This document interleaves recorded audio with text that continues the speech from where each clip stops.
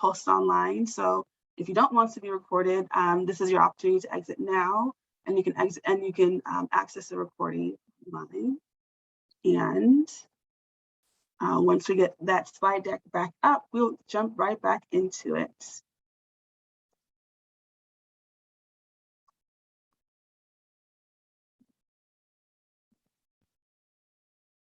You got it, Christian?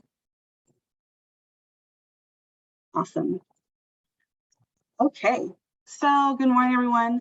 My name is Mercy Daramola, Director of Post-Secondary with the Puget Sound College and Career Network. I'm so pumped and pleased to have you here with us this morning to learn more about King County Promise. So today we're diving into the system level strategies that are embedded within the King County Promise as an opportunity to learn more about what King County Promise overall will look like as you prepare for the phase 1 of King County Promise opening with an RFP coming this fall. So as we go ahead into the presentation, so a few housekeeping notes on this lovely to be soon non-gloomy Monday morning. So one, please mute your computer or your device, and go ahead and introduce yourself in the chat with your name, preferred pronouns, and the school and organization that you're representing. Throughout today, you can leave questions and comments in the chat throughout the meeting, and we'll also have time for you to ask questions as well periodically throughout the meeting and at the end. So we want to make sure we get a chance to hear from folks as we're sharing information. So please feel free to ask away. The only unwanted question is a question not asked. I think that works. So welcome, folks. Welcome. We see we got Lisa, we got Tom, Leila, Cooper, and more. So excited to have you here. And so as we start, I just want to give acknowledgement to the people, land, and water that we are occupying, that we are on in the spaces that we're in. The Puget Sound College and Career Network team, we are housed at the Puget Sound Educational Service District.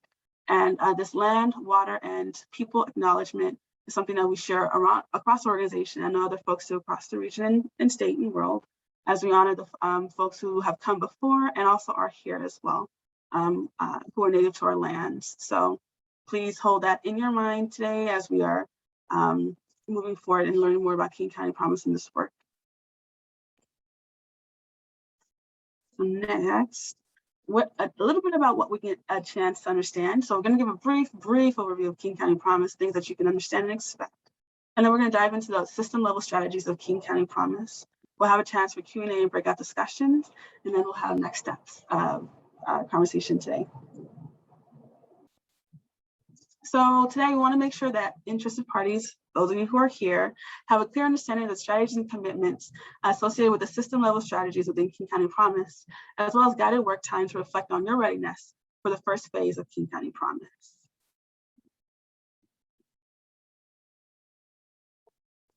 So I mentioned the Puget Sound College and Career Network, and most folks on the line may have worked with us before, but I'm not assuming that you have. So again, we are a small and mighty team housed at the Puget Sound Educational Service District, and our team works across King and Pierce counties, doing all sorts of work across the region to increase post-secondary readiness for our students and young people, primarily for students who are first generation from low-income backgrounds and students of color, so they can access and obtain their post-secondary credentials.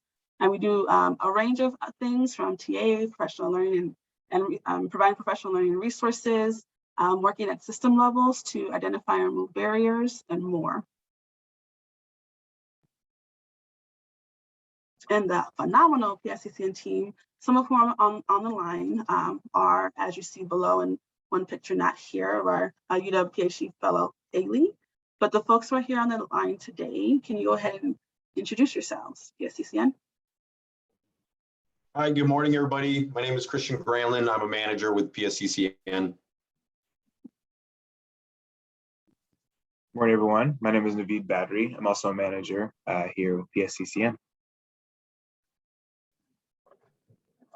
Hi, I'm Leila Christ. I'm a program coordinator with PSCCN. Awesome, thanks folks. And the ones who aren't here are Jenna Davis, another one of our phenomenal program coordinators, and other folks to come. We are expanding our team very soon, so we're excited to share with you for folks who get a chance to support King County Promise and other PSCCN strategies, priorities, and fun stuff. So next, we've got a little bit about a King County Promise. So King County Promise is our vision that for our youth of color and other historically underserved young people across King County, we believe that they should be able to receive high quality support to choose, pursue, and succeed in their post-secondary path. So King County Promise does not require students to only receive a 4-year degree or only receive a credential. Instead, what we focus on is making sure students and young people are provided the support, advising, and guidance to be able to choose the post-secondary path of their choice. And the second part of that vision is that there's capacity built across our K-12 higher education and organizations and communities to provide that more equitable support through high quality supported and trained advisors who provide that support to students and young people. And then supporting those advisors, we believe that our institutions should be able to make significant improvements to coordinate, align, and simplify the journey that our students and young people take to complete their post-secondary credentials, and then supporting our institutions. We are looking to demonstrate to our state, Washington State, that the programming, the evidence-based practices and staffing levels that are needed to achieve the high post-secondary enrollment and success rates for our students and young people can be sustained.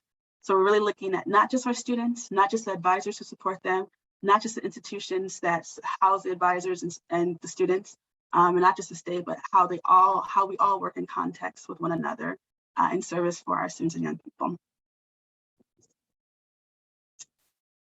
And so our end state, at the end of King County Promise, we are looking for at the student level to increase post-secondary attainment of our King County Promise served youth to 70% with no gap in attainment rates between the prioritized students and their peers and their schools and communities across King County. At the partner level, we want our K-12 districts, post-secondary institutions, and community-based organizations in King County to be collaborating to create a cohesive, equity-focused P through 16 educational system that really is able to focus on the supports that students and young people need as they transition to and succeed in their post-secondary paths. And then at the system level, we want Washington State, as I mentioned earlier, to be able to have a way to sustain the strategies, advising, supports, and more within King County Promise, so that students don't have to be lucky enough to live here in King County, but across the state can really be provided the supports and ability to receive their post-secondary credentials and go beyond that into career. Now, King County Promise is operating on a phased implementation plan. So we've been in development for the strategies and the work since 2017. Quite a few folks here today and who will be watching later on have helped over time to get us to what does King County Promise need to look like at the end state. And we built that into what we want to phase into or implement into. And so we're releasing the RFP Q4, which we are in already, or almost in already. And our goal is that partnerships are then selected and planned for a fall launch of 2022, next fall, to do 2 years of programming that then can be renewed for another 3-year contract. So the first phase partnerships will go for a total of 5 years, or are able to go up to 5 years. And the second phase of partnerships will begin with an RFP release in fall 2023 for a 3-year funding cycle. And so our long-term goal is that all King County districts and all King County CTCs are participating in Promise partnerships so that students across the region and our schools and communities are able to receive high quality supports and get through and to and through their post-secondary dreams. Next, a little bit about the RFP process. So King County DCHS is partnering with PSCCN to release the RFP request for proposal online in October of this year, which is tomorrow essentially, for that fall implementation, as I mentioned. We're still working on the RFP details. And if you want to get ready for when it is open, here's a few details that can help you. So it'll be a virtual There will be virtual info sessions specific to the RFP components that will be public once released. That will be hosted by DCHS for folks to be able to learn more about the requirements specific to phase 1 and how to apply. As always, those will be recorded and available for viewing. There will also be TA support, technical assistance support for folks who will be trained by PSCCN and DCHS to be really ambassadors of the King County Promise model to support partners in creating high quality RFP materials and also helping through different elements in partnership and more. The RFP is planned to be open for about 6 to 8 weeks. So there's time for folks to either create new partnerships and service of the RFP or to deepen the thought and processing for the RFP partnerships that maybe already selected and really getting some high quality proposals. And if you want to learn more about contracting with DCHS to really get yourself ready for the RFP once it's open and all those details are released in that process, there's a whole host of resources at the contracting with DCHS page. And then the proposals would generally be submitted through Zoom grants. More information about the RFP specific process will come through and be directed by the DCHS team, our phenomenal partners. And actually, I believe we have at least one of our DCHS King County partners on the line. Mona, I think I saw you here. Do you want to go ahead and introduce yourself quickly? Sure, thanks, Mercy. Can you hear me? Yeah. Yes. Hi, everyone. Mona Greif, she, her. I'm the high school post-secondary and community strategies manager at DCHS, and I work closely with Mercy and team. And as she had mentioned, we're currently working on RFP development and happy to be here today to learn more about the KCP model. We also have Lisa here too. Can Lisa jump in to introduce herself too, Mercy? Yes, of course. Hi, good morning, everyone. My name is Lisa Brooks. I use she and her pronouns, and I'm also working with King County DCHS as a contract monitor for King County Promise. So it's good to be with you all. Thanks. Awesome. Thanks for joining. Lucky to have a phenomenal PSCCN team and phenomenal King County partners. So if you're interested in applying for King County Promise, you're just surrounded by phenomenal folks. Now let's move forward with phenomenal alliteration. Who is King County Promise for? Phenomenal students and young people. So King County Promise is designed specifically to support the following student populations, student and young people populations. So with an exclusive focus on youth of color, youth from families at or below 200% of the federal poverty level, youth who identify as LGBTQ+, youth who experience homelessness or foster care, youth with disabilities, and other young people who have been historically underserved in and across King County, age 26 and under. And so the three key areas we're looking at are for students who are currently in high school, students who are in community or technical colleges, and opportunity youth and working young people. And so as you're thinking about the model, or like if you're thinking about readiness for applying for King County Promise, when you see the RFP details, it's intended to be a comprehensive enough definition of student populations that cover many different types of students and young people that we work with across the region. And in our high schools and opportunities and CTCs, the specific levels of students that are worked with are in the 10th and 11th grade, students who are who meet the general King County Promise population baseline, who receive whole school supports, and students who are in their senior year who receive specialized one-on-one or more intensive advising supports as they sign up by fall of their senior year in order to get the full senior year supports. And then there will be a pipeline of students who go from the Promise Partner High School into Promise Partner CTC and receive the warm handoff transition supports there. And then for opportunity youth, there are students and young people who are not employed or employed in a job that's not providing family sustaining wages. Students are young people who are enrolled in an engagement or alternative program and then do not hold a 2 or 4 year degree. Those students and young people will be supported through cohort and individualized supports in order to enroll into either high school or into post-secondary programs. And once in the post-secondary program, CTC students who receive supports who are either transitioning from a Promise Partner Opportunity Youth Organization or high school, or students who are on that CTC campus who if that campus has the capacity to add more students, and then receive supports as long as they fit that definition we just mentioned a little earlier. And then also part of the promise, so organization types that are part of the promise, but really focusing on the students that are being served are K-12 districts across King County who are public and receiving serving students in grades 9 through 12. CTC, K-12 and CTC serving students in CBOs. So any nonprofit that's currently serving King County High School and our CTC students with college access and or success support services. Opportunity Youth serving CBOs, so any nonprofit currently serving King County Opportunity Youth, as the definition is mentioned before. And then CTC, Community Technical Colleges, King and in King County. And entities will apply together as a Promise Partnership with a focus on a cohort of students within that partnership. And each entity will receive direct funding from within that partnership. So this is another way to kind of visualize what the Promise Partnerships look like. Next slide, please.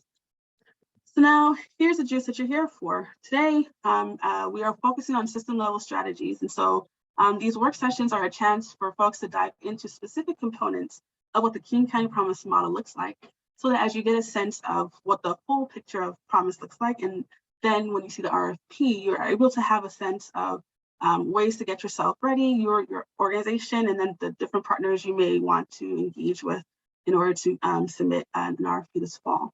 Again, that's a separate process. It's really to get folks grounded into what the model looks like.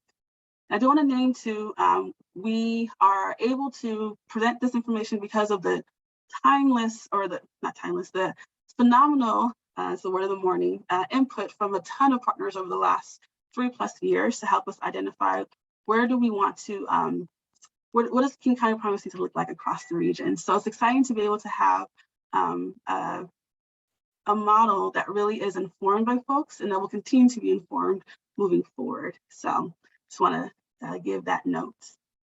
Mercy, is it all right if I interrupt with a quick question? Well, continue. Yeah, what's up? I'd like to request that the slideshow be shared now. It just helps me with note taking and to do some immediate follow-ups with people in my school district. I see a note here that'll be shared after, but it just would be helpful to have it while you're presenting. Is that possible? Sure. Let's see if the phenomenal PSCCN team behind the scenes, can we create a shareable copy that takes out some of the hidden slides and then share with folks in a minute or so? Thank you. I appreciate that. Yes. Yeah. I'll work on that now, Mercy. Awesome. Great question. So while Naveed works on that, thanks Naveed.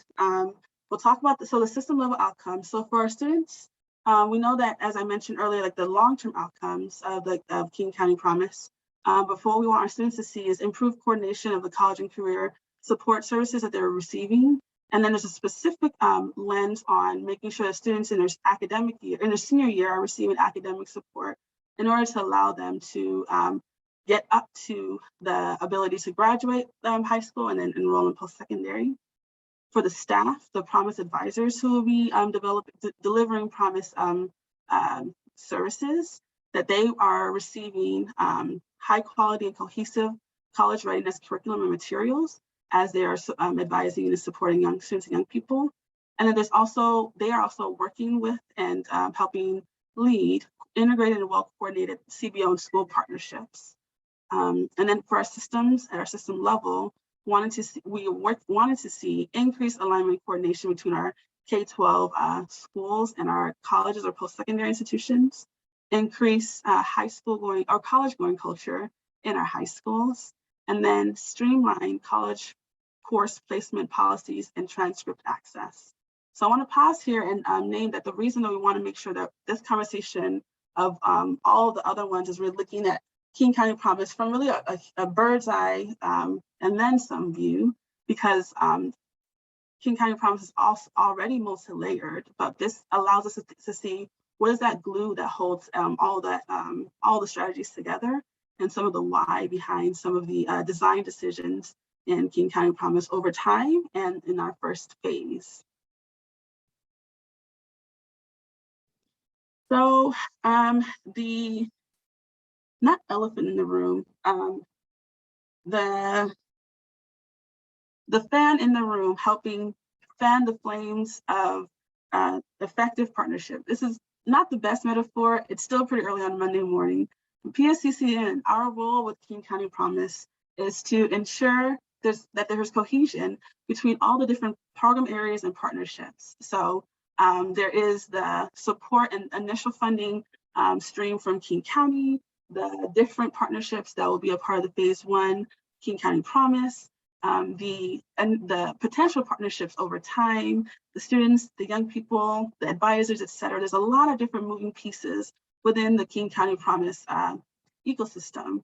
And PSCCN will continue to play that role that allows us to have cohesion across all of them, ensuring that our advisors and advising is top-notch and learning and growing as it should, that our partners and partnerships within each partner site and more are going as they should. We're looking ahead and more. So that really is the role of PSCCN. By also maintaining a clear and consistent focus on addressing equity gaps that are currently within our region and that we are looking to address. And then making sure we're also leveraging funding. As I mentioned, King County is our primary initial and primary funding source, but there's also going to be private funding. So PSCCN's role will be looking at how we leverage that in order to make sure that there is the work that we're doing is funded well, and we're also being thoughtful in where we go and how we do. So the work that we'll do is, just go back one moment, is around the technical assistance, partnership support, professional learning, high quality materials, system level work, data, we'll talk a little bit more about that, communications, advocacy, sustainability, working at the leadership level to have advisory groups and also the tight collaboration with King County and more. So yeah, exciting stuff in order to, but all designed to support high quality partnerships and high quality work. And Naveed put into the chat the system level strategies for King County Promise. And so folks that want to follow along can do so there. Thanks so much, Naveed. And if you're watching the recording, the slides will be linked right next to the recording. So system level strategies. So there's 5 areas. So we have at the system level with King County Promise, the glue in between the work that we'll do are the following 5. So commitment to racial equity, collaborative learning and leadership, continuous improvement and learning, being data informed, and then sustainable policy and practice change. Let's start off with commitment to racial equity. So there's 4 key things that we are looking at with commitment to racial equity within King County Promise. So one is our advising curriculum and service delivery. Essentially, so all the work that is student facing and the support that advisors are receiving, or that our support advisors are giving to students and young people will have a focus on racial equity. The work that that partners will be able to do well after being funded is to help collaborate to define how do we better infuse a curriculum that's student facing with both racially equitable approach that is affirming students that is asset-based and more, but really grounded in really thinking about our students and young people who are not being served well, oftentimes are our Black and brown young students, and making sure that the work that we're doing to support them in their advising reflects that we know and care and want to directly support them. And then also the advisor position requirements, selection and onboarding for King County Promise advisors also will have a racial equity grounded approach, meaning that staff who are engaging with and supporting young people as funded by King County Promise will have to be not only in the selection process, demonstrate an ability and an understanding of basic tenets of racial equity, ingrained in that on the onboarding experience. And then next, the ongoing training and development of those staff will also have a racial equity grounding in it, and then as well as the partnership assessment. So both initial and ongoing, partners will both look at where they currently are as individual institutions and as a partnership, identify where are their current strengths and gaps when it comes to racial equity, and how does that look like in their proposals and ideas over time when implementing King County Promise, to ensure that our students and young people are not just supported without any specific focus on who they are and how they show up in the world and how the world and our systems interact with them, but really have that grounded in that approach of racial equity and racial justice. The next system level strategy is collaborative learning and leadership. So this may sound a little similar to what we'll talk about later this week, which is King County Promise, the partnerships focus.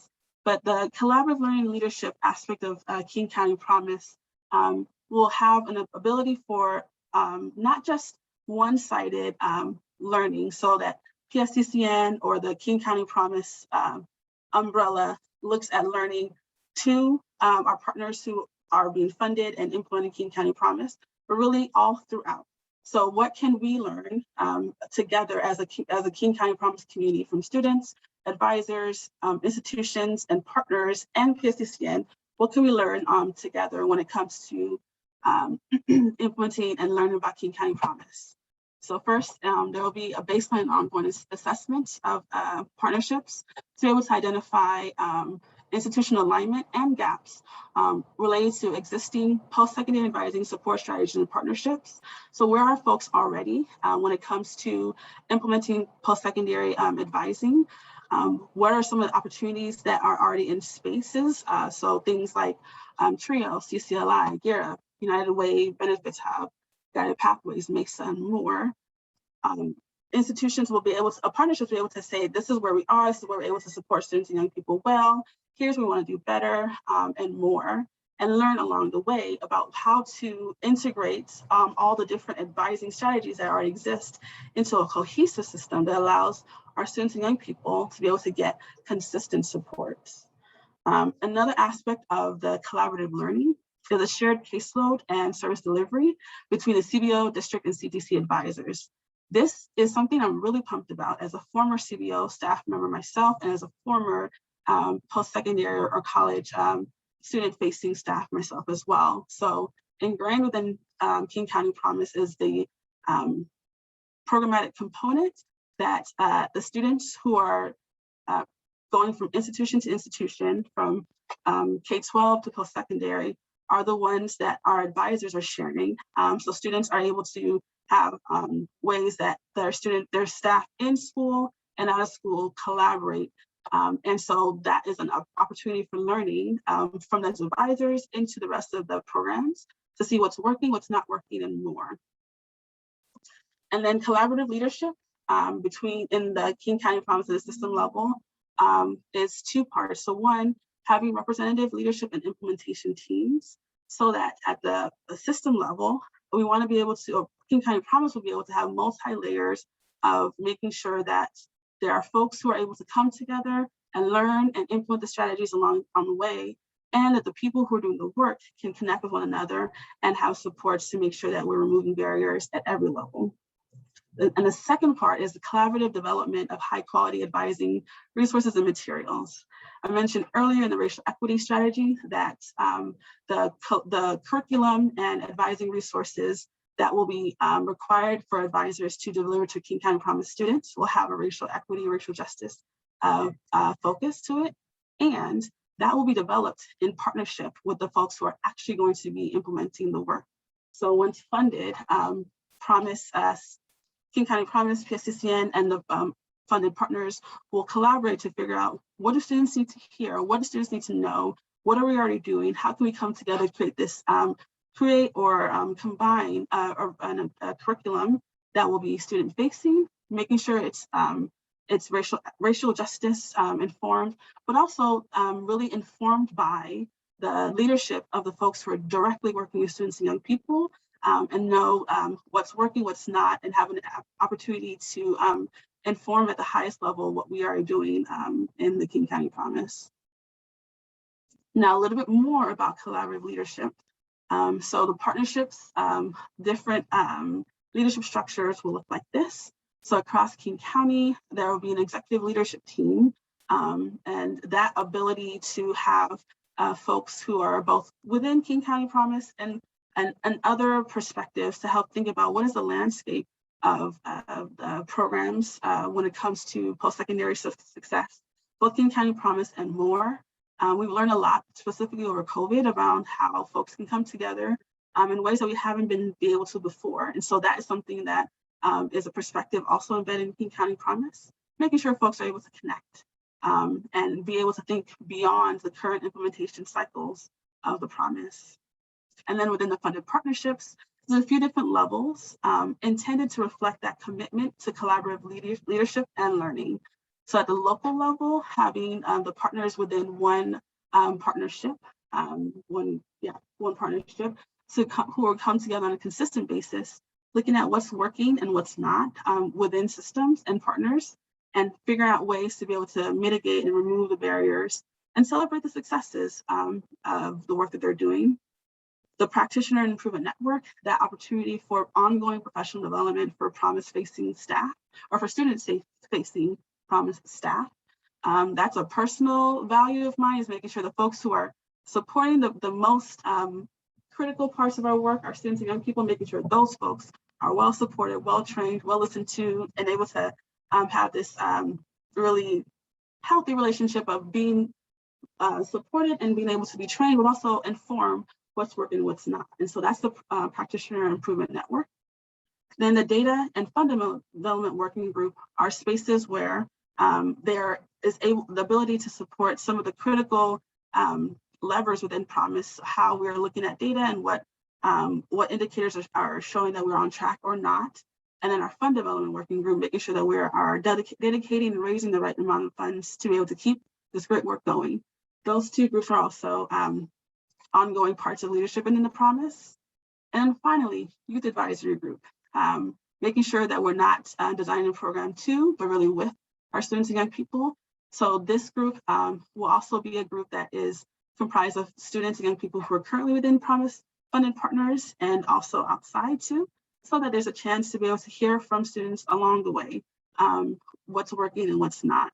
And again, celebrate the successes and figure out how we can move some things around that aren't working well. So I'll pause there so I can sip some coffee, because it's still not quite 10, and see if there's any questions that have come up so far.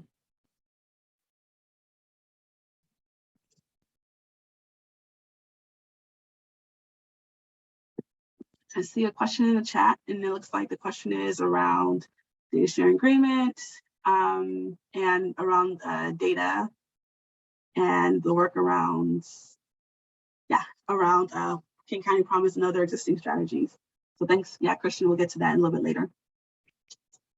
Any other questions coming up for folks so far?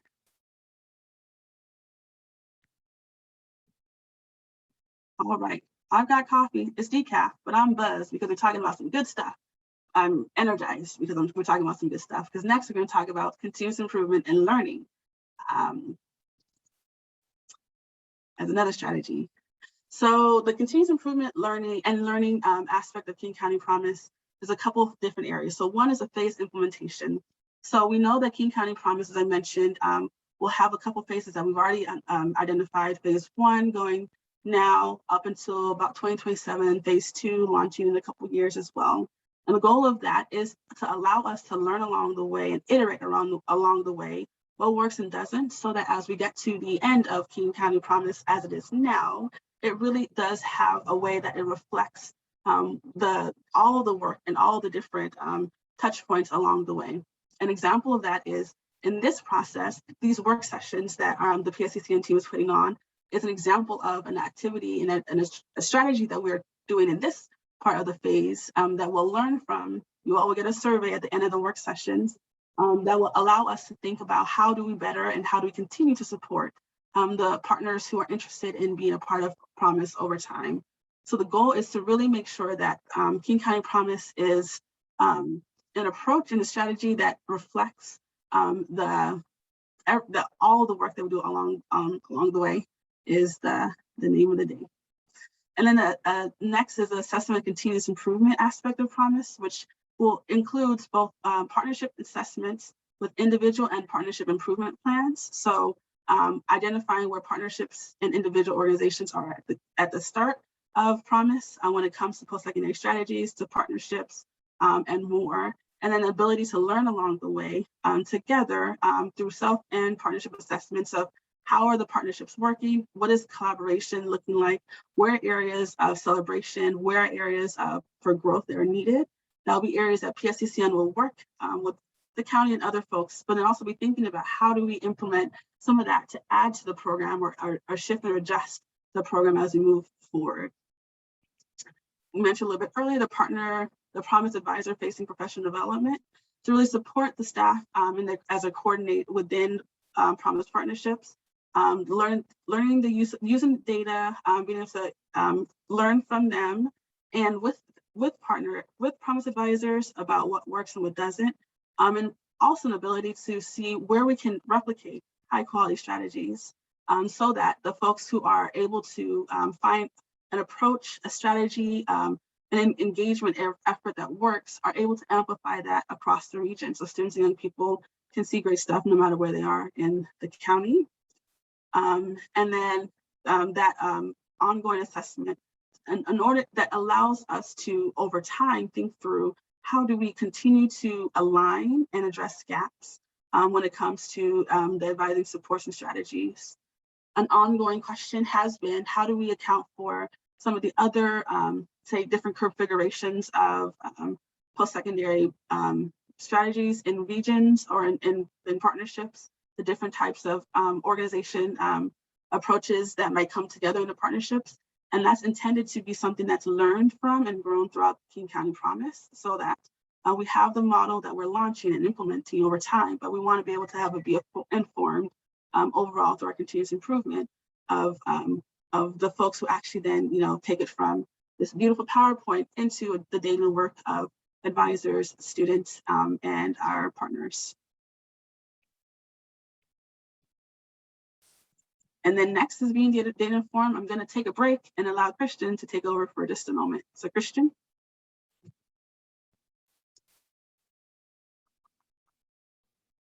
All right, we'll talk about some of our system level strategies in regards to how we're thinking about data. And I'm going to get into this a little more, but just some of the key components that we're looking at are establishing data sharing agreements across partners.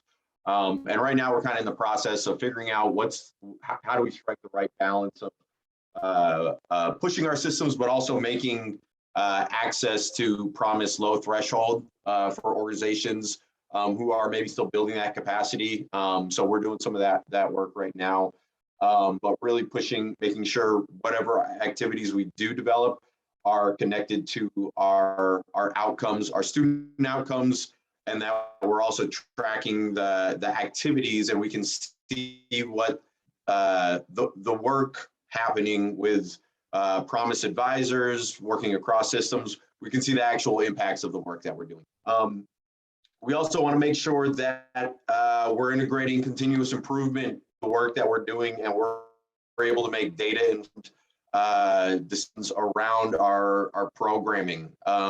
So this isn't meant to be a static, King County Promise isn't meant to be static. We're going to implement one strategy and then that's it. We want to make sure that feedback is clear and consistent, and we're making informed decisions that are best for the students. And we see our role as providing some of that centralized data support. So we're building up our capacity right now, but we want to be able to support some of our partners and and hopefully the things that we're developing are considered assets, are adding value to your institutions. So those are just some of the things that we're valuing in this process. And then ongoing assessment, making sure that we're in compliance with the county and reporting on the things that we need to report on. And also we're getting qualitative data from students and able to get their feedback. So a good balance between qualitative and quantitative data collection. Let's see. So I'll just take a second to address the question that Matthew put in the chat around working with CCR. So some of our work to date, we've been collaborating with CCER. We've been looking at models from across the country for different promise programs and seeing kind of what currently exists, what can we learn from the different models out there, and what makes sense for us to implement in our landscape and environment here in the Pacific Northwest. Yeah, we've absolutely been working with CCR. There's things we've learned from them where there's differences in their infrastructure and how they've set up data sharing agreements. Also the role they play as a research institution, and thinking about some of our needs of doing that assessment, that long-term assessment, and also figuring out how we build in systems to support interventions.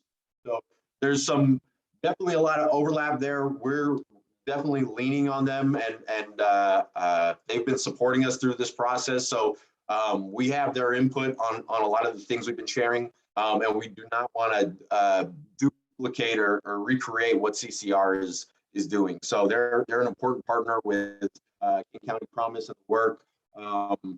Yeah, we're in that process of figuring out what makes sense for their involvement, and they've been super valuable to date. So hopefully that answers your question, Matthew. Let me know if you have any other clarification on that you're seeking. And if not, I'll keep moving along. But yeah, feel free to chime in if folks have questions. So some of these things we've mentioned already, but want to connect it to or frame it for how we're thinking about data. Student level goal of increasing post-secondary attainment by age 26 for King County Promise served youth to 70% with no gap in attainment rates between prioritized young people and their peers. So again, thinking about how do we make data actionable for our advisors, for the folks who are working with students. How are there ways where we can implement and track these student interventions to get students where they need to be? And then how can we just work better as a system? So our partner level goal of K-12 districts, post-secondary institutions, and CBOs in King County able to collaborate and create cohesive, equity-focused P through 16 educational system that supports post-secondary success for young people. So how can we work better across systems? How can we use data to better communicate across systems and also track our students and their success, and also see where our broader gaps in the system where maybe more focus or priority is needed as a partnership as King County Promise. So those are kind of like the two different levels. We want to be able to serve students, and we also want to be able to serve the systems that serve our students. And then so our data system goal, student-centered and action-oriented centralized data system and data sharing management approach across K-12, TTC, CBO, and the system supporting organization to facilitate coordinated and responsive student level advising support to increase, improve access to relevant quantitative and qualitative data and support streamlined course placement policies and transcript access. So those are the specific areas we're looking at how a data system can help address some of these gaps across partners. A couple ways that we're thinking about that, and we're just basically putting it into three big chunks at the moment, but we have a need around reporting and visualization, a need around that case management support to support advisors in their work with students, and then also learner record This is a concept we're working with Dallas Promise on.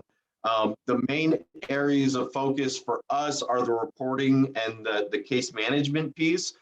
This learner record is something that is complementary to King County Promise, but a little outside of the scope. And essentially what it is just allowing students to have ownership over their data within the state system.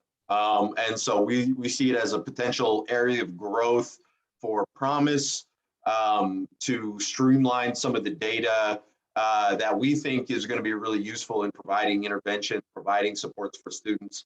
At the moment, in terms of data infrastructure, again, our priorities are reporting and visualization and the case management piece. We want to support this learner record, this student-empowered data, but we'll kind of be doing that in tandem with this work. All right, and then some of our initial thinking. This is, a probably, very simplified in a nutshell of how we're thinking kind of data is going to flow through the system. But first, a really important and key lever in this is going to be our pledge form. And so that's going to be the initial student data that's collected and entered into and would be entered into the intermediary CRM. And this is also where students provide their consent to share data. So this is the mechanism that allows data to flow in between systems, still refining what those fields are going to be on a pledge form, and currently kind of balancing that, again, that need of being really comprehensive and collecting all the data we feel is necessary, and how do we make it low threshold for students and make the process as simplified as possible. So through that form, that's how we define our cohorts. So establishing those rosters, and again, that mechanism to trigger data sharing before that. And then the data would be consolidated in our CRM system between districts, CBOs, CTCs, and this is where, basically we're just double checking and making sure that the data is vetted and it's where it needs to be, so that when we send it out for this fourth step for interventions and tracking, that is accurate, and it's allowing advisors to make those interventions. And we want to make sure we're tracking those interventions and seeing the outcomes from that, so we can see the actual impact of our work. And then there's the reporting piece for our partners, for the community, and for King County. So again, very simplified in a nutshell of some of the key mechanisms that we're thinking about that will allow data to flow kind of through our system. So this is, I'm sure, much easier said than done, and we're working on some of the details behind this. Any questions on our data piece? And we'll have some time to discuss it more in our breakout rooms as well. But anything I can help clarify so far?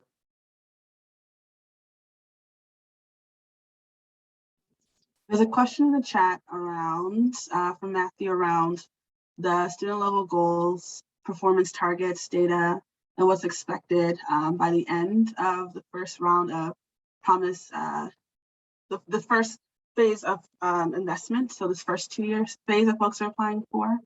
And I can take that question, Christian. Yeah, go for it. The data and also the outcomes. So that's something that will be continue to be developed in partnership with the folks who are selected for Promise in quarter 1 or 2 of next year. And in this first phase, that's part of what will be embedded in some of the, what you may see in the RFP, that's when that comes out. What might it look like to implement strategies in the first couple of years to be able to start having the interventions and student outcomes be tracked in more short-term measures, and thinking about what medium and long-term measures are both realistic and also provide some push for our partners and folks to try different things. So short story long, really that's something that will be in some part created after the application, after folks are funded, but there will be some short-term measures that we do know are in place that folks will see for phase 1 partnerships. There's also the point to connect what Christian shared around the promise data approach. That's a bit unique from some of our other data system approaches we have around the region. Because in this, we're looking to centralize the way that we track and share data around a specific cohort of students within specific partnerships within Promise. So that is something that isn't quite seen in some of our data tracking at the moment, but Promise isn't intended to create a bunch of standalone Promise approaches that don't align well with other things that we have going on in the region. So a lot of the deep work that PSCCN has done and will continue to do is to see how can we align. So what aspects of the Promise data outcomes, tracking, sharing is standalone, but what can we pull in from what's already being tracked? There's already a lot of great and deep work done around supporting students who are college bound, for example. There's a lot of work that's happening on the CTC level around multiple measures and more. So some of the work that Promise does is really braids together what's happening around the region. So the idea isn't to replicate, but to really align well and create new where there needs to be new. But that's not always going to be the first approach to take. Yeah, I'll just add, it's it is not our intent to like build a giant system that is going to be very, have high needs in terms of staffing and funding and things like that. We want to be strategic about where we're filling in the gaps, and we're not trying to recreate anything. We're trying to connect systems in ways that we think and may need some more bridging. So we're building this plane as we're flying it, and we hope that our scale up, we can learn from the different components to scale up. But it's we're not going to reach our unicorn right off the bat. It's we're going to be working towards it over a long time. All right, Mercy. And that's a great segue to the last part of the system level strategy, which is sustainable policy and practice change. So as Christian mentioned, we are going to be building this plan as we go along the way in partnership with folks. But again, the goal is to have a sustainable K through 16 education system that has a specific way of supporting students and young people to get from K-12 into post-secondary, or from community into post-secondary. And so our goal is to make sure that we are thinking about sustainability at the start and along the way.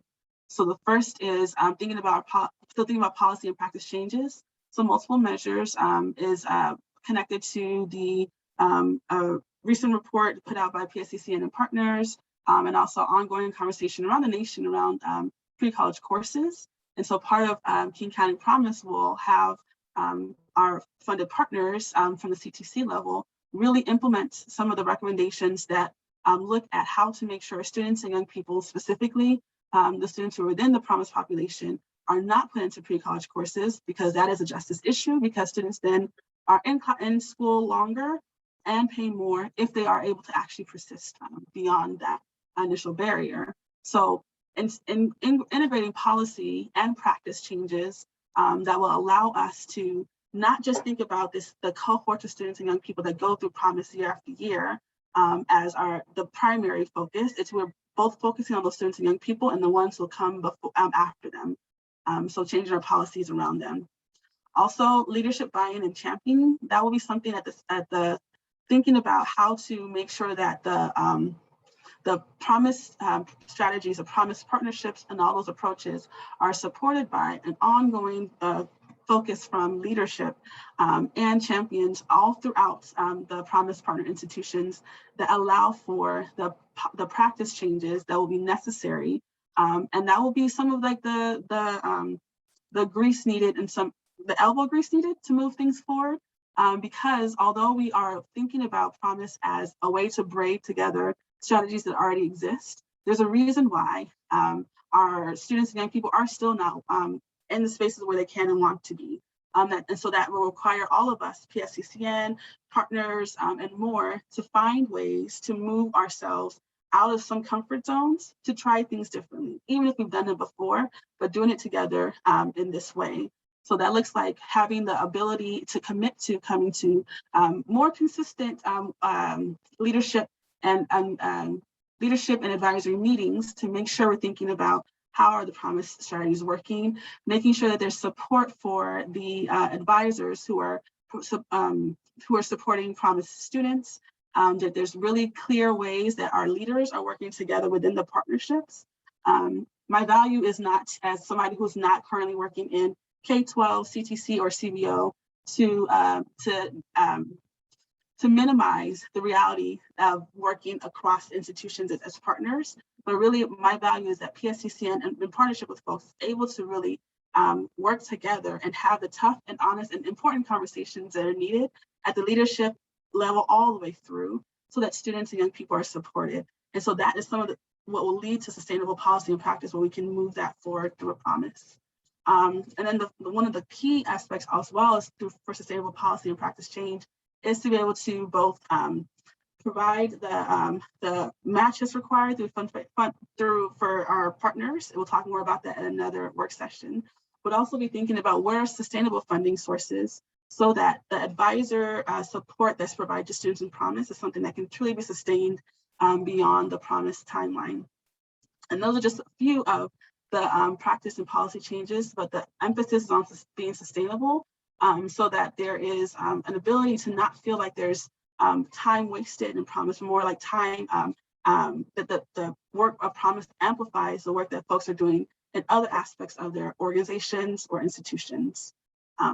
But the undercurrent of this is that we're learning together. And so all the different aspects that we have so far of promise is something that we'll learn along the way, what works, and learn together what we want to do differently at the system level strategies of promise. And so now we get a chance to have a pause for some Q&A, and then we're going to have 3 breakout rooms for the next 30 or so minutes, and then come back into a larger group and chat again. But to have some guided questions to have as you're possibly thinking or considering, like, my organization might want to apply for promise. This is a great way for you to think about promise overall as you start to get a sense of what might look like the first phase of promise when the RFP opens next or later this fall.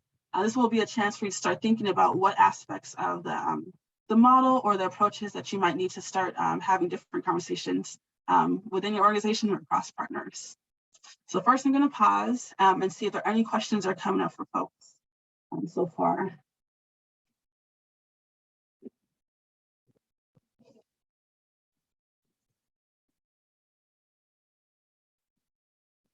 All right.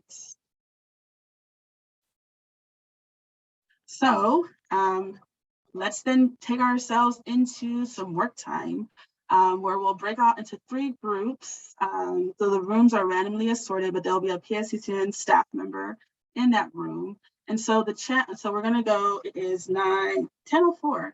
So for the first about 30 minutes, this is an opportunity for you to do is to think through how would you demonstrate your organization's readiness to meet the King County Promise system level strategies that we've gone through today, the 5 different ones.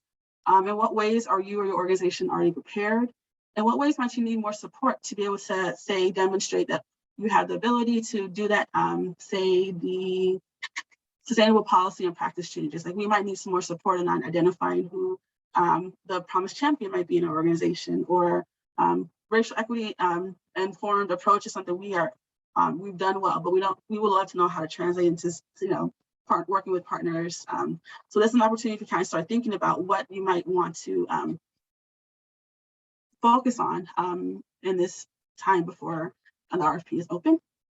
And then the final thing is to really be thoughtful around how COVID is a true impact on a lot of the work that partners are doing. And I recognize that the development of King County Promise started before COVID.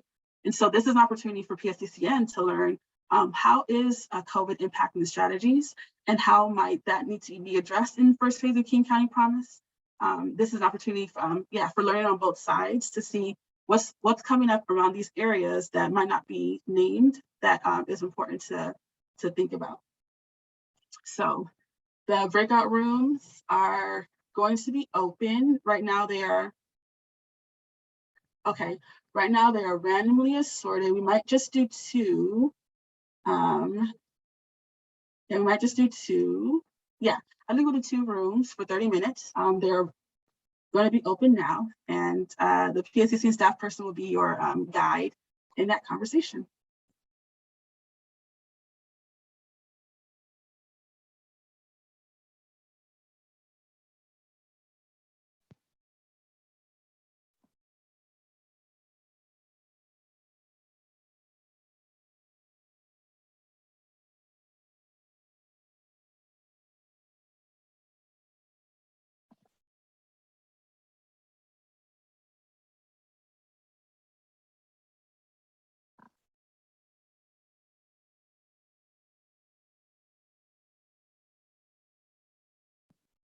Hey, everybody.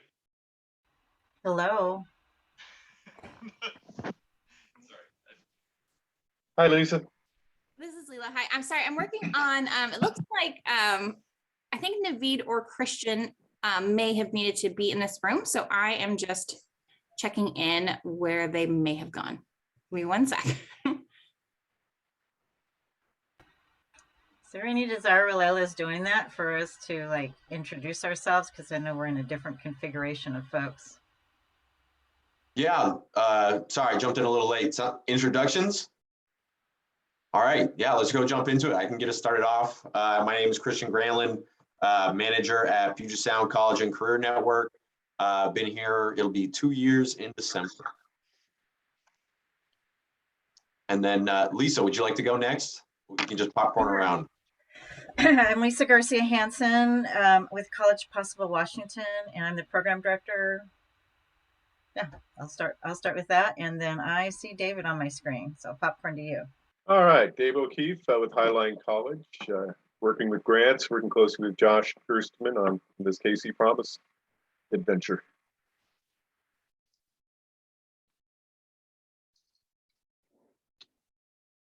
And then let's see. Next on my screen is Matthew. Oh, hey, everybody. My name's Matt Swenson. I'm the grants director at Green River College at PHIM.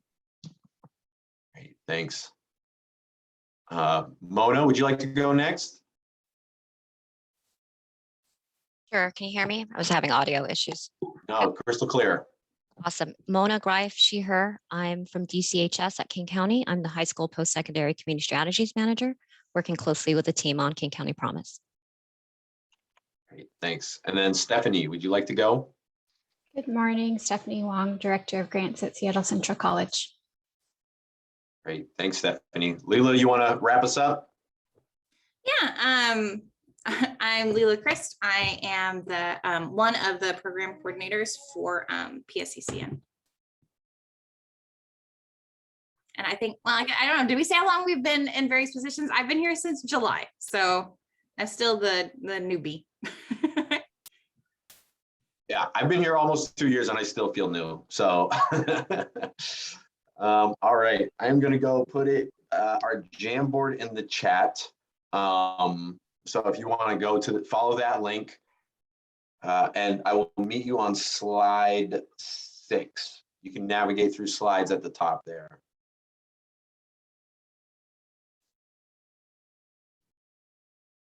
So the way this is set out, Mercy went through those different kind of key components for the system level strategies. Each slide is a different component for those, or is a different strategy. So slide 6 is racial equity. Slide 7 is learning and leadership. Slide 8 is continuous improvement and learning. Slide 9 is data informed. And slide 10 is sustainable policy and practice change. So are folks familiar with Jamboard? So if you look on the left side, you'll see the square with the lines on it that says sticky note if you hover over it. So anywhere you want, if you want to add in questions, if you want to, or you'll see the different prompts. In what ways are you already prepared? In what ways do you need more support? And how does COVID impact these strategies? We'll start on slide 6, but if you feel really compelled to go get your thoughts down on any of the other slides, feel free to do that and we can kind of jump through it as we go. So, but let's get started with the commitment to racial equity. So we can just kind of discuss, but as we're discussing, if you can go ahead, put things you want to know, questions that you may have, or based on kind of the prompts here, and put those down on the Post-it notes so we can capture it. But yeah, how are folks feeling about this initial piece? How are you feeling prepared at your institution? In what ways do you feel like you need more support? And how does COVID impact these strategies?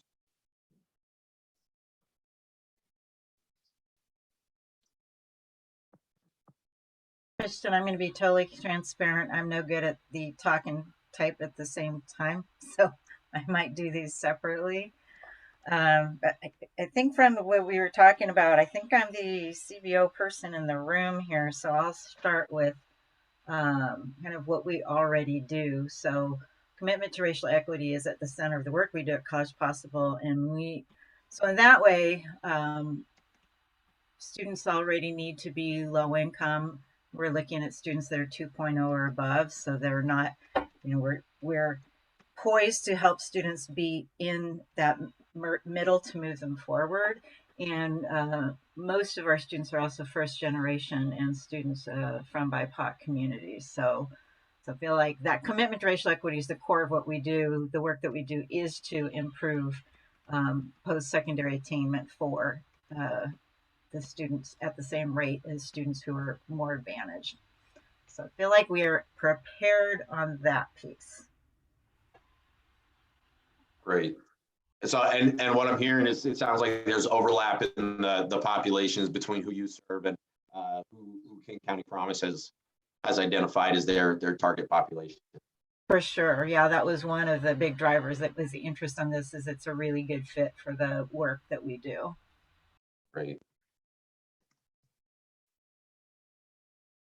Make sure I capture that in there.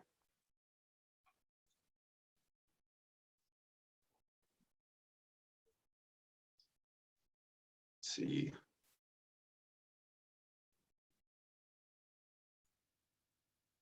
Dave, did you want to talk about? I assume you put this one, Dave. The highline is focused on equity for their college-wide goal for 2020. Sure. Yeah, I'm on the Institutional Effectiveness Committee, and so we're the committee that helps to prepare the next accreditation report. And it's interesting that is our focus. Everything we're doing at Highline this year is going to be through an equity lens. So it dovetails really well with this grant and our objectives. I can see this grant being a college-wide focus. It's not going to focus on a single population, but college-wide. So this is going to be, a good collaborative effort that I'm looking forward to, especially in terms of how equity plays in everything. Great, that's awesome. Christian, if it's okay, I just have a question about, I guess my experience has often been with programs like Anapesi and others like it that, for better or worse, have kind of created this expectation that, that the most effective way to close equity gaps, particularly when you're talking about a certain student population, is to really, come up with carefully tailored services and programs that speak to that particular student population's strengths, challenges, et cetera. Mm-hmm. So I guess I'm curious to what extent, you and your colleagues see that playing out in King County Promise partnerships. Sort of, if, for example, an applicant were to say, we have a very diverse student body, but based on the equity gaps and data that we've compiled, we really want to focus the bulk of our funding or services on, these particular populations, because if we try and kind of spread the funding and services across the entire spectrum of eligible students, then the likelihood that we'll actually achieve any kind of meaningful change, in terms of the student level outcome that's been identified by the King County Promise, might be at risk. That's not like a setup or rhetorical question. It's something that I think we're kind of grappling with in terms of like how tailored versus how broad is this expected to be. Yeah, no, that's a great question. I think there's some, and I'll give you my, feel free to jump in if I'm saying anything wrong, or if there's specifics from the county perspective you want to add. I think there's definitely like,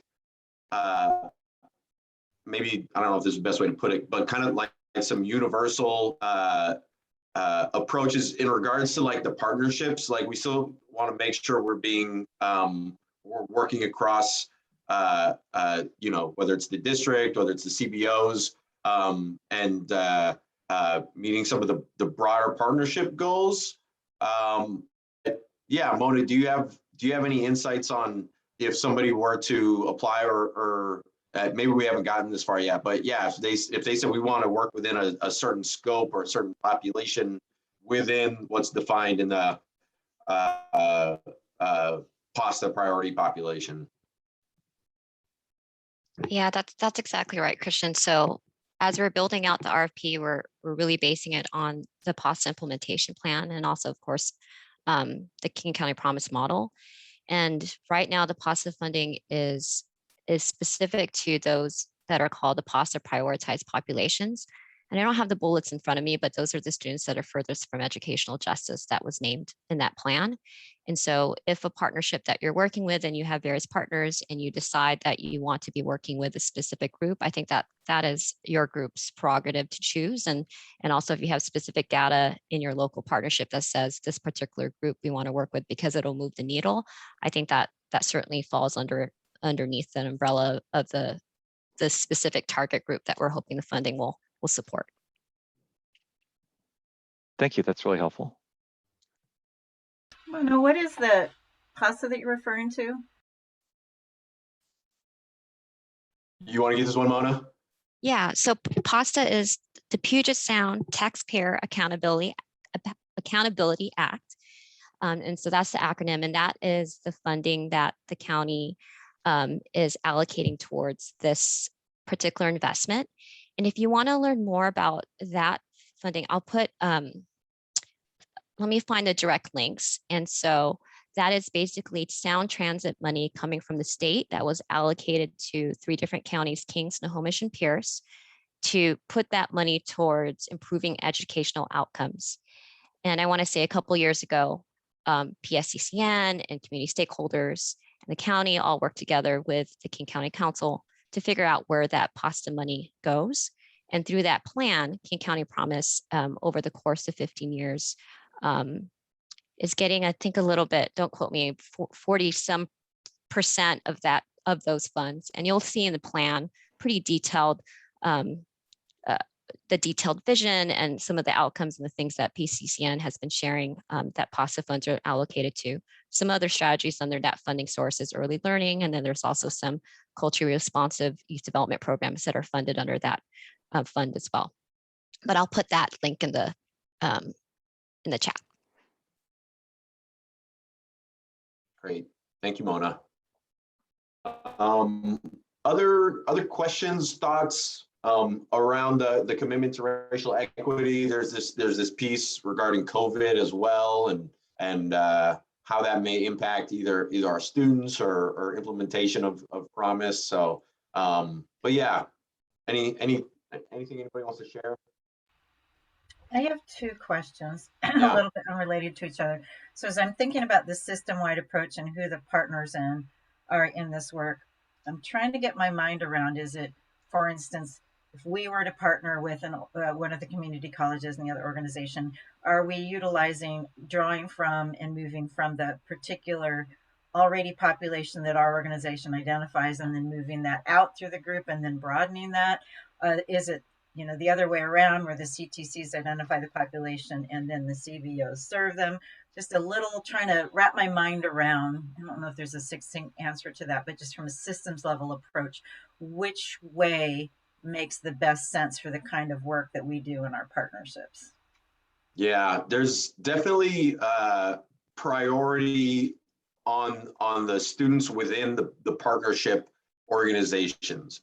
So let's say, for example, Green River partnered with College Possible, and College Possible was working with Opportunity Youth to get students to Green River. So it's that bucket is the first priority of students. And then let's see, what I'm trying to remember the other components of your question. And then the subgroups, the defined PASTA priority population are then kind of narrowed down or more prioritized within that bucket that you already have.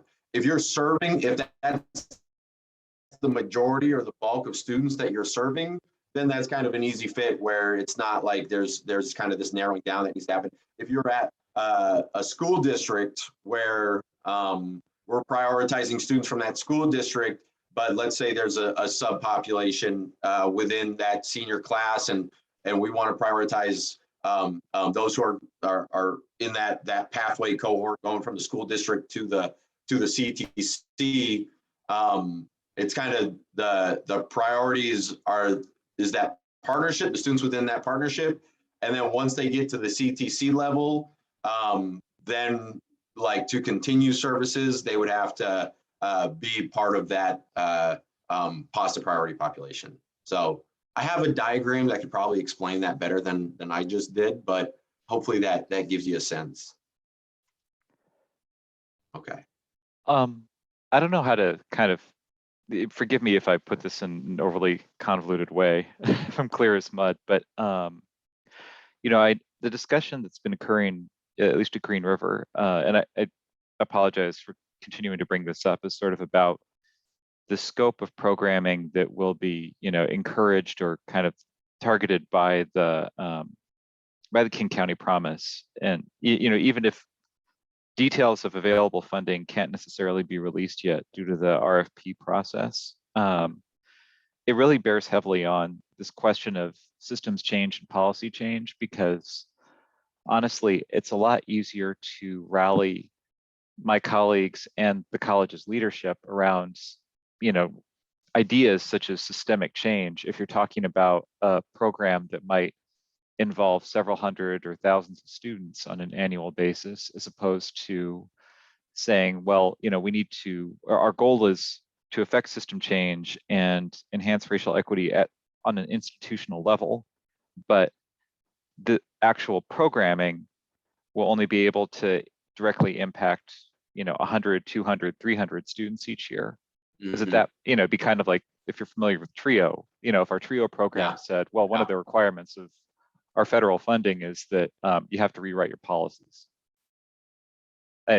So I'm not trying to put you or anyone else representing, you know, PSCCN or King County in untenable position, but hopefully this helps to explain why if I kind of keep harping on that question of scope, it's because I think it's sort of difficult for my colleagues and I to substantively answer some of these very important questions if we're a bit hamstrung by the fact that, you know, right now we're doing so in a very sort of theoretical way.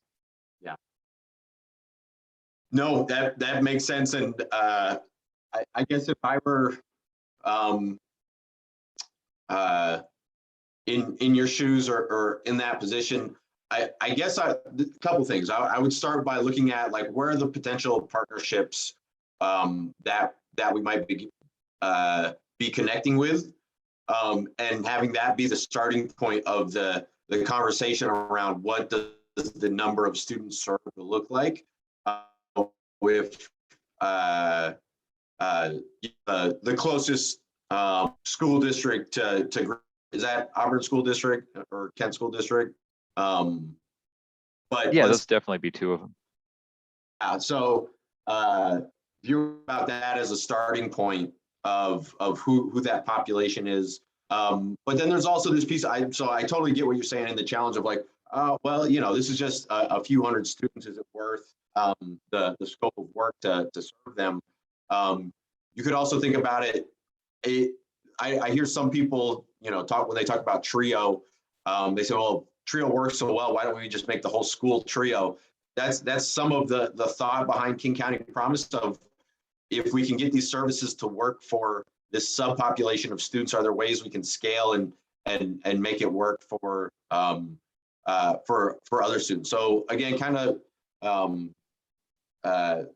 how do we shift a culture of an institution through some of the more targeted work and targeted practices?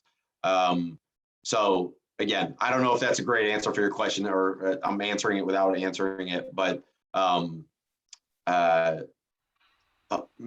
maybe hopefully that's a little bit of helpful context in how you can think about the scope of some of this, or at least some starting points. And I might have Matt from the other perspective to get at what you're saying. One of the things I've been thinking about, so as a part of the COVID impacting strategies, so Matt, and the other end of what you're talking about is I'm looking at the numbers of students that we serve in particular school districts, and COVID has impacted the number of students we serve because, you know, we recruit students from junior year and we serve them all the way through 6 years of college. However, recruitment was a challenge for all of our programs that are like ours that serve in the access and success space, because it's a lot harder to get students engaged when they were just dealing with everything that was happening with online. So our numbers are lower than they've been in years past. And so to your point, Matt, and in this, you know, for just writ large, is we're looking at, we already have naturally a more targeted, smaller population because of the fact that we haven't filled our cohorts to the level that we've wanted to do. So I'm sort of looking at it two ways. I'm looking at the numbers that we can sustain for impact, but also, you know, one of the things we're talking about with our K-12 partners, and this also aligns with our college partners, is how can we grow who we impact if we don't have them in the cohorts yet? So can it be a way to get them interested in cohorts? Or what we've talked about is how can we have a greater impact across a more broader subsection of the student population in the schools, you know, high schools, that would then move into the community college. So, you know what I'm saying? It's sort of like there's our program, and then there may be a broader swath of students that we're hoping this whole systems approach could impact, because that's our goal, right? Is we want to impact as many students as possible in this population. It would be nice if we could get those students into our programming, because then they'd have coaching support through 6 years of college in addition to this advising support. But COVID has greatly impacted the number of students who have opted into our programming last year. I don't know if that makes sense, but you know, it's like already that population is smaller than it would be normally.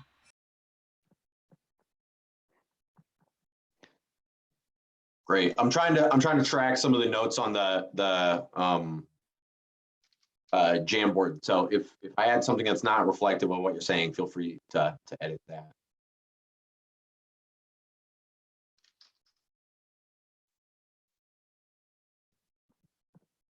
All right. Well, let's see. We're approaching a half hour. We talked about the racial equity piece.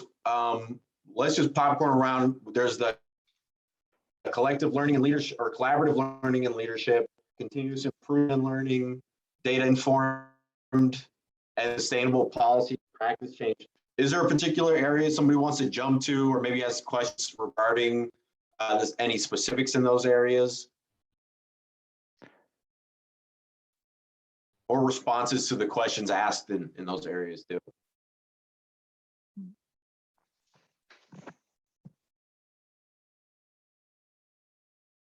I think, and you know, this might not be a useful resource in general, and if so, then feel free to disregard me. But you know, something that you said, Christian, about how this could be seen, you know, by some as kind of taking successful models like TRIO and expanding them to serve a greater number of students. You know, I'm sure that you and your colleagues have investigated or familiar with, you know, these different service models like TRIO and MESA and ASAP. So I think it'd be really helpful if you've noted, you know, any sort of strengths about those models that you have kind of incorporated into the King County Promise model, or any, you know, areas where you think the King County Promise model kind of fills a gap or addresses something that isn't necessarily part of those other models. That would help my colleagues and I, and maybe others, when we're talking with people about sort of how the King County Promise resembles, say, TRIO or not. which isn't a dig on any of those programs, are often constrained by, you know, appropriating legislation, for example. But, you know, if say, we could say, well, you know, it's like TRIO in these ways, but it's different from TRIO because, for example, it has a broader student population, or it explicitly focuses upon racial equity. That kind of quick reference guide, or even just some of the conclusions that you've reached informally, might help us to explain King County Promise's character to people who, you know, can't participate in these sessions, and, you know, read all of the background literature that's been compiled over the recent years. Mm-hmm. No, that's great input. I put that on our continuous improvement and learning. I don't know if that's the right home for it, but definitely useful feedback for us to think about how we communicate some of the different components. Because yeah, that was our intent. Like, you know, we're borrowing good ideas from other models out there, and are trying to build up the things that we see are working. So yeah, appreciate that input. All right, we got about 3 minutes left or so. Other areas around kind of these system strategies, do folks have questions about or have responses to some of the questions?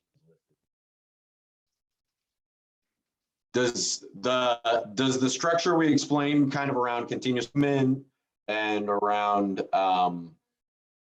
some of the governance structures that we outlined earlier in the presentation, does that stuff make sense? And are folks clear on that and some of the commitments for that?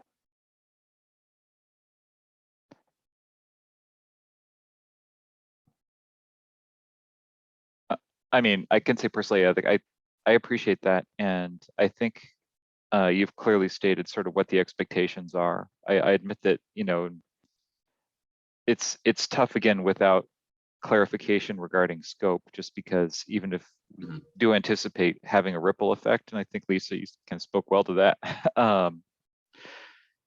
you know, the sort of the scope of that ripple is in my experience often very much determined by, you know, the number of students who are involved, and frankly, like how much it changes the institution's practices, how it's affecting students on a day-to-day basis, because that's kind of like a flywheel that's constantly spinning off testimonials and, you know, serving as a model that can kind of radiate outward, whereas, you know, something that's very modest may have a similar impact over time, but it's always going to be constrained by the fact that it's hard to avoid becoming kind of a best kept secret.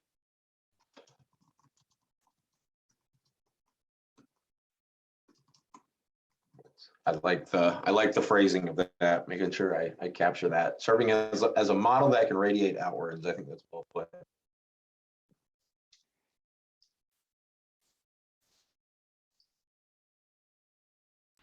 think one thing I'm interested in the minus 30 seconds that we have, Christian, is we talked about data systems, and I know I've already talked about the fact that we have systems that may not be in place or don't talk to each other.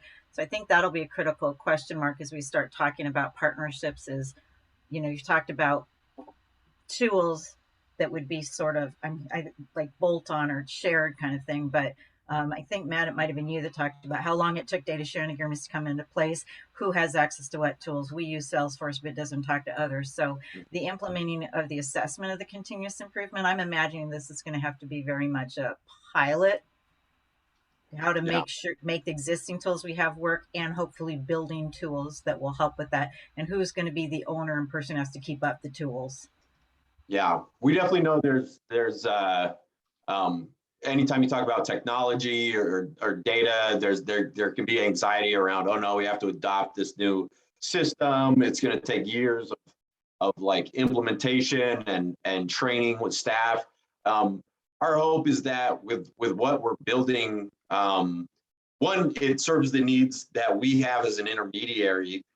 And also, if we're able to enhance the things that you either already have or if there's a gap on a campus or within an organization that we say, hey, we have this system that you're able to use that is going to add a lot of value in you know, X, Y, and Z and how you serve students, that it's that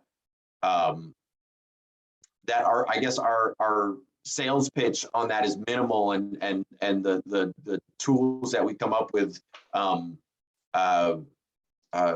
you know, speak for themselves in terms of the service that they're able to provide. So that's just kind of like, we want to create something valuable for you. We definitely hear there's initiative fatigue, there's limited bandwidth and capacity. So that is the focus of our, I think we'll have to, you know, once we get down to nuts and bolts and see what that's like. So the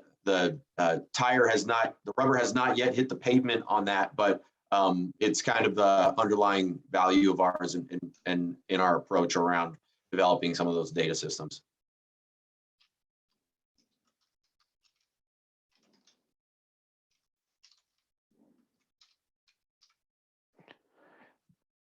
One thing that I guess I've heard from my colleagues, and I don't want to misrepresent them because I lack any pertinent expertise, so I'm just going to stick my foot in my mouth immediately, is that you know, some sort of what they anticipate needing in terms of, you know, data sharing agreements or changes to kind of current protocols regarding data sharing may be best affected by King County or PSCCN kind of negotiating directly with OSPI, the state board, or WASAC, because individual colleges and districts, or even, you know, partnerships that comprise a college and district, you just don't have the leverage to really produce any kind of change on, or, you know, movement from those partners on a statewide level. Doesn't have to necessarily affect the entire state. It's just a matter of kind of our ability to punch up, so to speak, when we encounter roadblocks that could, you know, either require us to create like very elaborate and time-consuming workarounds, or simply not be able to deliver on some of the data needs. Yeah, that's how we're thinking about it too, is that, you know, not all of this should be on King County Promise to own like this unicorn data system. Some of it is push some of these state entities. And so I think I'm hoping and I believe some of those conversations are happening. And again, it's kind of the same approach where it's not like, all right, we're going to come up with this new system and now everybody has to use it and adapt it to their system and their practices. The hope is that, all right, let's get the state to develop some new technologies that add so much value to what's happening at the district level. And from our perspective, what's happening at a county level with Promise, and how can we build these things kind of in connection with each other, in step with each other, so that once we get to a point where there's kind of I don't know, we'll be able to meet in the middle, essentially, in terms of connecting some of these systems and making something that's very student friendly. So, but again, not mandated, but the value is very clear, and there's a desire for districts and partners to adopt maybe some new practices and new operation pieces that maybe they would have been hesitant to in the past because they didn't see the value associated with it. So, so yeah, yes, we're trying to push the state and some of those state entities in developing some of those things. And we do see our role as kind of negotiating some of that.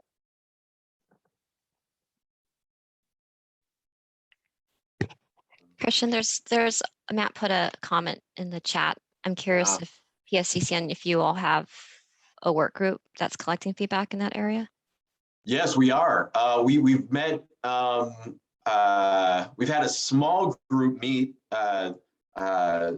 just recently, but it's not, that work is not done by any means. So if you would like to be a part of that, we actually need more representatives from CTC. So whether that's you or colleagues at your campus, please send any names my way. So that engagement and that work group is still in development and still happening.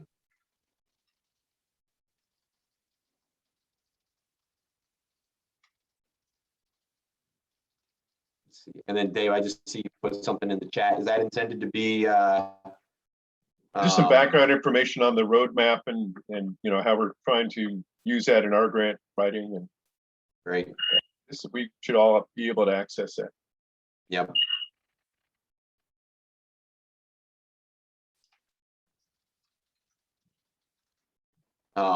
But yes, I will. That's a call I will put out for all of you. If you have contacts or interested in being involved with any of that data work, please please send them my way. I'm happy to loop them in. And in fact, I will put my email in the chat.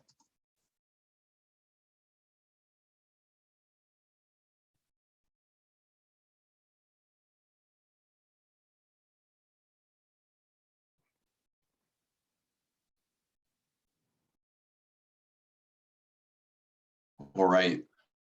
Other areas that folks want to discuss? Talked a little bit about continuous improvement, about data. There's the sustainable policy and practice change.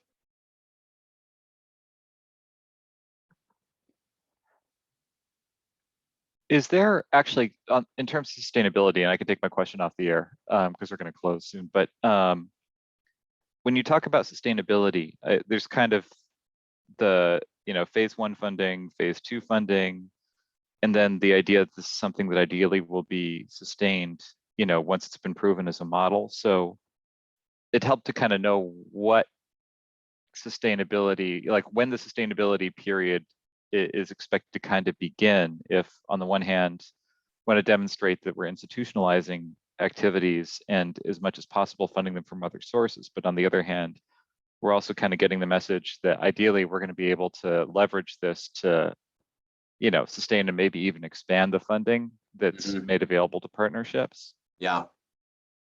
That's a good question. I'll try to follow up on that on the other side, make sure I capture. Awesome. Okay, awesome. Welcome back in. Looks like the second group has joined us, so welcome back. So let's take a few moments to see if there's any questions or discussion points that came from the breakout groups. The one that we just came from, we were chatting a bit about at the very end some of the COVID implications of students in transition or not persisting to post-secondary right away. It's a larger group and how to account for that. And then we also talked about thinking about the runway of time to be able to get a sense of what's needed for the RFP and how much information can be shared to help really get a sense of who to pull together, what's actually required. So thinking about how much can we use this time or these work sessions to prep for that, but then I know that I and Lisa will talk about how much, if any, more specific details can be shared before the RFP. So that was a point that we'll take back. Anything else from that breakout group, folks, that want to talk about from our chat?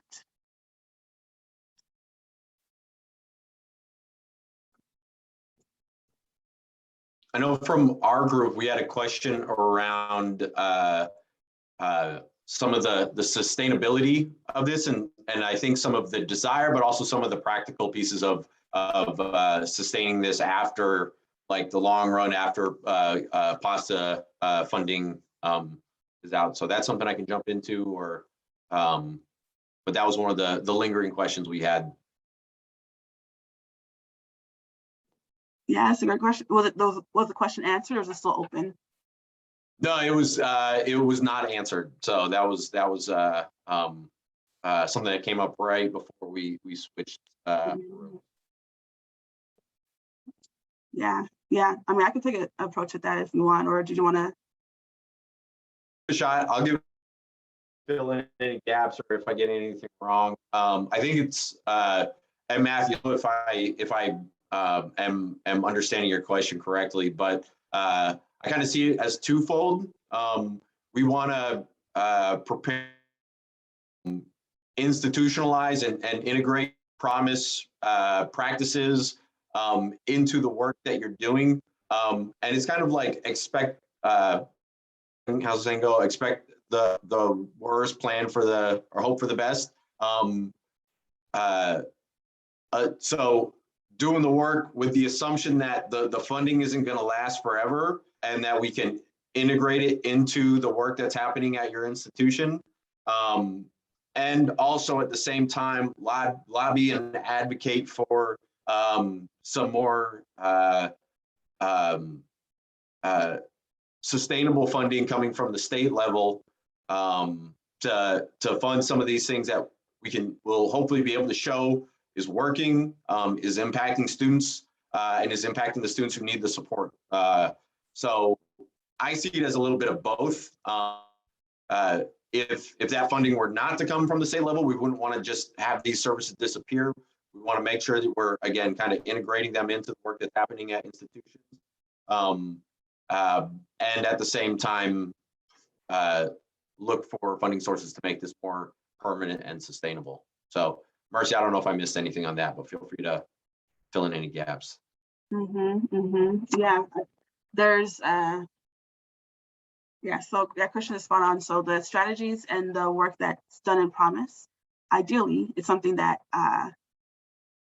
the Promise funds and approach provides a capacity and kind of a spotlight to make it happen, but that these are things that can and should be happening or are already happening. I think Tom had mentioned in our group that some of what we're talking about sounds familiar because either you've been around the Promise table or you're doing the work. So you're already working with partners to be able to come together, figure out how students are transition in between institution to institution and more.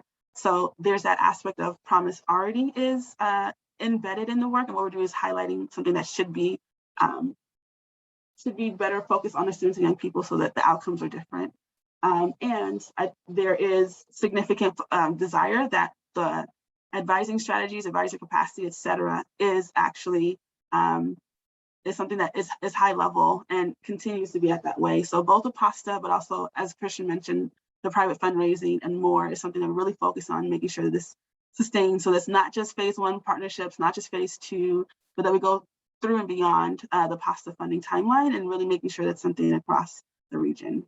Now, if you had asked us this question around anything Promise 2 or 3 years ago, we would have not had accounted for COVID. We wouldn't have accounted for any number of things that have come in for that. So there is that flexibility that we're having of really building this to be sustainable, but also working to also find creative sustainable sources alongside. So that is that work that we're doing. And yeah, the phase 1 partnerships will also help us learn too a lot of how to find the sources that are able to fund the matches required and more. And also we're currently and will continue to be in talks with the state and national sources as well. Yeah, but again, don't want to try and answer something that we can't answer, but we're definitely planning for keeping this around and supporting the work that folks are doing. Yeah.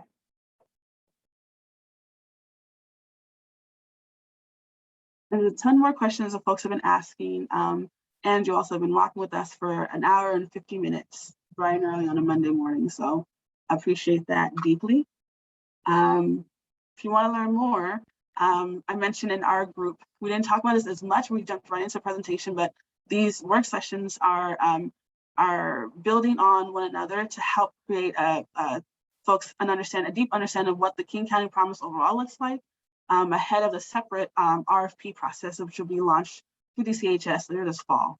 And so there is some specific details that you'll see in the RFP that we're not alluding to here, but you'll see some of the more specific information around what King County Promise's vision and a long-term program implemented over time looks like in these work sessions to prepare for the RFP process. Last week, we talked about the advising strategies that are delivered by King County Promise funded advisors to support students and young people in partnerships in CTCs, K-12 and CBOs. Today, we just finished talking about the system level strategies, kind of the glue that holds the work together. Later this week, we'll be talking about Promise partnerships, which is a really critical part about King County Promise. What does it look like? What are the partnerships? What does the partnership look like? How to think about partnerships overall to get your juices flowing for their fall when the RFP opens, and you're thinking about what might a partnership look like for me when you understand that the requirements. Next week, we'll be talking about fundraising and financial commitments as part of King County Promise. And then the week following, we'll be finishing off with kind of an open readiness support time. This process, once this process concludes and the RFP opens later on this fall, there will still be additional info sessions led by or in collaboration with DCHS to go over the more specific elements of the RFP. So this won't be the only time you'll be getting some detailed information, but this is really King County Promise overall.